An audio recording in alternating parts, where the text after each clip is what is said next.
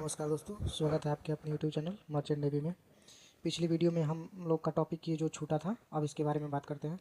सबसे पहले हम बात करेंगे इम्बार्केशन डेक क्या होता है। जैसा कि आप लोग फोटो में तस्वीर में देख सकते हैं, इम्बार्केशन डेक क्या होता है। तो चलिए और इसको डिटेल से समझते हैं। इम्बार्केशन डेक यहाँ पे देख सकते हैं, स्पष्ट में लिखा हुआ है इम्बार्केशन डेक। बल कैरियर पर इम्बार्केशन डेक की स्थिति आमतौर पर मिडशिप या एएफटी एएफटी कल पढ़ाया था आप लोगों को, पिछली वीडियो में आप लोग देख सकते हैं। एएफटी के बारे में सब बताया हूँ। एएफटी पीछे के हिस्से में होता है। जो इम्बार्केशन डेक होता है ये पीछे के हिस्से में होता है और सामने और देख सकते हैं हम लोग। और यहाँ पे क्या दिया हुआ है, यहाँ पे बताया हुआ है कि जहाज़ के सुपर स्ट्रक्चर जहाँ ब्रिज और क्रू एकोमोडेशन होता है। एकोमोडेशन अभी आगे हम बताएंगे, पूरा फुल डिटेल में बताएंगे एकोमोडेशन क्या होता है।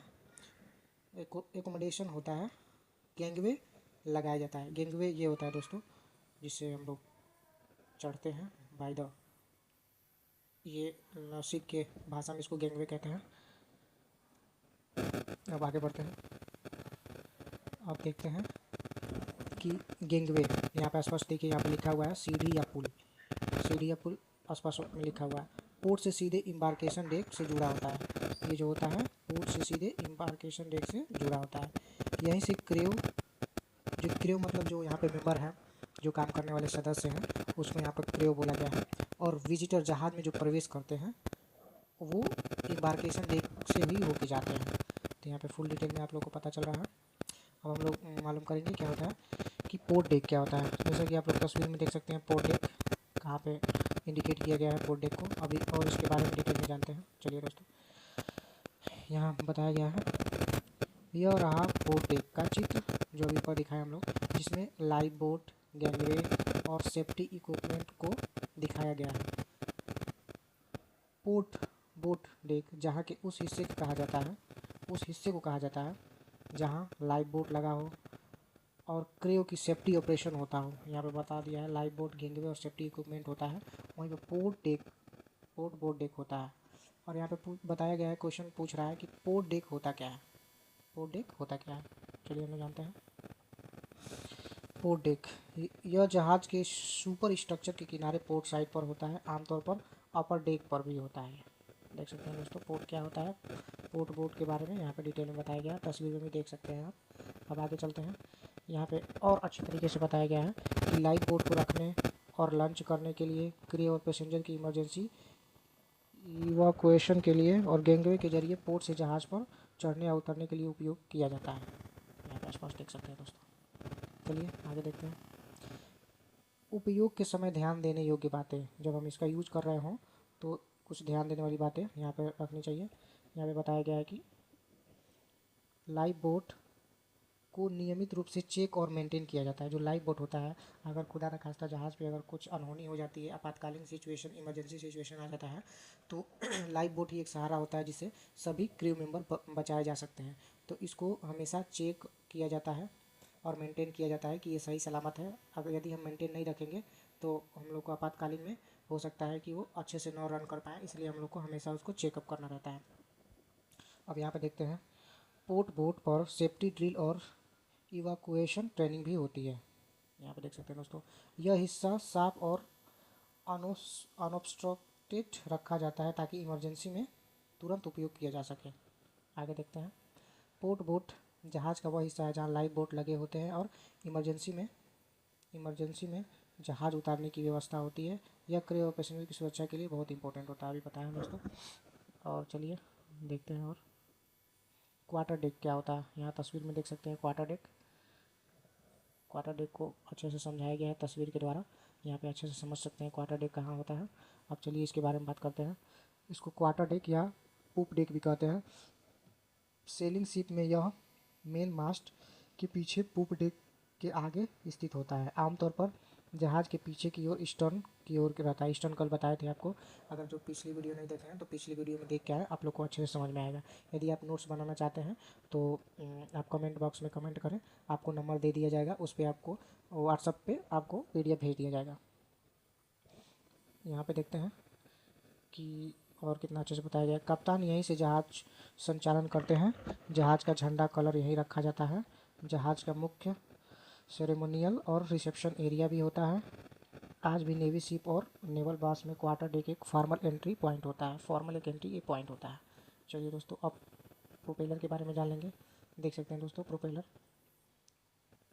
कैसे दर्शाया गया है। प्रोपेलर को देख सकते हैं यहाँ पे, ये प्रोपेलर होता है। और चलिए आगे हम लोग बात करते हैं। इसके बारे में हम आप लोग को पिछले वीडियो में बता चुके हैं। ये बहुत ही इंपॉर्टेंट चीज़ होता है।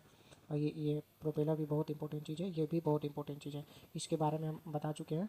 रडार के बारे में हम लोग बता चुके हैं। अब प्रोपेलर के बारे में समझते हैं। यहाँ पे बताया गया है जहाज में प्रोपेलर की स्थिति। ईस्टर्न मतलब कि जहाज के पीछे वाले हिस्से को ईस्टर्न कहा जाता है। पिछली वीडियो में हम बता चुके हैं। जहाज के पीछे वाले हिस्से को ईस्टर्न के नीचे पानी में लगाया जाता है।